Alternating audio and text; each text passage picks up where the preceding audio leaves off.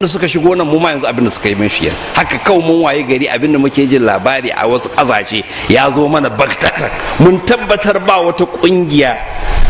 wai ta kishin islama wai da ake ce mata wai boko haram mun tabbatar ba ta da wujudi sam a ina a wani gari a wani titi a wace unguwa amma ba mai na tashi su suke sa ba man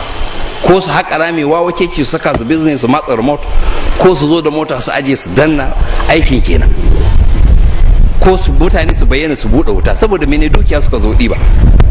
tsakanin zamfara zinare ke kwance suna son su share area da zinare yake ne zama ba mutum ko kaɗan su fili jirgin sama su sansanin soja su rika kwasan zinariya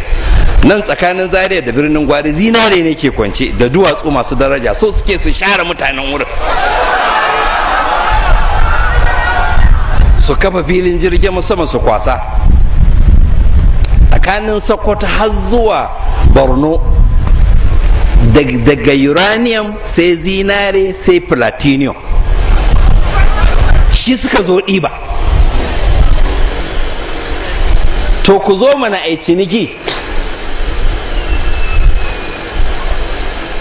ko da ma ku ba mu kaza mu ba ku raƙumi amma ku ban mu da ranmu kuma ku kyale mana addininmu amma menene na cewa za ku shigo ne da yin mu mutane wayayyu baba rodo ina ko kuke da wayon yaushe aka yi ba amerika yaushe aka yi ba ture ma tukunna wani wayo ke da shi mana karan dauko tarihin bature ka karanta mana badaje ma ya dan bori yaushe ya waye hadda zai mana wayo rashin kunyan banza kawai